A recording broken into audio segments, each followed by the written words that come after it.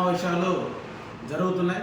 ఈ పార్లమెంటు సమావేశంలో మన రాయలసీమ ప్రాంతంలో ఉన్నటువంటి కూటమి ఎంపీలు కేంద్రం పైన ఒత్తిడి తీసుకొచ్చి కడప జిల్లాలో ఉక్కు పరిశ్రమ ఏర్పాటు చేసేందుకు ఒక ప్రయత్నం చేయాల్సిన అవసరం ఎంతైనా ఉంది.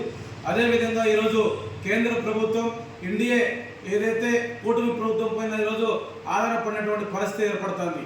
ఈరోజు తెలుగుదేశం పార్టీ ఎంపీలు కానీ, అదేవిధంగా జనసేన పార్టీ ఎంపీలు కానీ, బీజేపీ ఎంపీలు కూడా ఈరోజు కేంద్రంలో ఉన్నటువంటి ఏదైతే బీజేపీ ప్రభుత్వం ఉందో ఆ బీజేపీ ప్రభుత్వం పైన ఒత్తిడి తీసుకొచ్చి ఈ కడప జిల్లా ఉక్కు పరిశ్రమకు నిధులు కేటాయించి షేక్ ఆధ్వర్యంలో ఉక్కు పరిశ్రమ ఏర్పాటు చేయాలని చెప్పేసి కూడా తెలియజేస్తున్నాం. ప్రతి సమావేశాల్లో కూడా ఎన్నికల ముందు కూడా నిరుద్యోగ ఓటు బ్యాంక్ కోసం, ఈ జిల్లా అభివృద్ధి కోసం, ఈ జిల్లాలో ఉక్కు పరిశ్రమ ఏర్పాటు చేస్తామని చెప్పేసి కూడా ఎంపీలు అనేక హామీలు ఇవ్వడం జరుగుతుంది.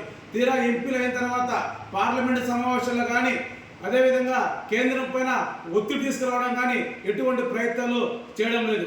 ఈరోజు కేంద్ర ప్రభుత్వం ఒకటే చెప్తోంది, ఉక్కు పరిశ్రమకు నిధులు లేవు అని చెప్తున్నప్పుడు కూడా ఈ రాష్ట్రానికి సంబంధించినటువంటి ఎంపీలు కేంద్రం పైన ఒత్తిడి తీసుకురావడం అనేది చాలా దుర్మార్గమైనటువంటి విషయం అనేది మనం తెలియజేస్తున్నాం. ఇప్పటికైనా కూటమి ఎంపీలు కేంద్రం పైన ఒత్తిడి తీసుకురావాలా, ఒత్తిడి తీసుకొచ్చి కడప జిల్లాలో ఉక్కు పరిశ్రమ ఏర్పాటు చేయాలా.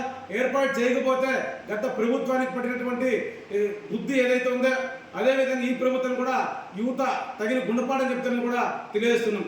అవసరమైతే తమ పదవులకు రాజీనామాలు చేసి కేంద్రంపై ఒత్తిడి తీసుకొచ్చి ఏదైతే ఈ విభజన చట్టంలో పొందుపరిచినటువంటి హామీలలో కడప జిల్లాలో ఉక్కు పరిశ్రమ ఉంది, అదేవిధంగా మన రాయలసీమకు ప్రత్యేక ప్యాకేజ్ ఉంది, ఆంధ్రప్రదేశ్కు ప్రత్యేక హోదా ఉంది, వీటన్నిటిపైన కూడా ఎంపీలు కేంద్రంపై ఒత్తిడి తీసుకురావాలని చెప్పేసి కూడా తెలియజేస్తున్నాం.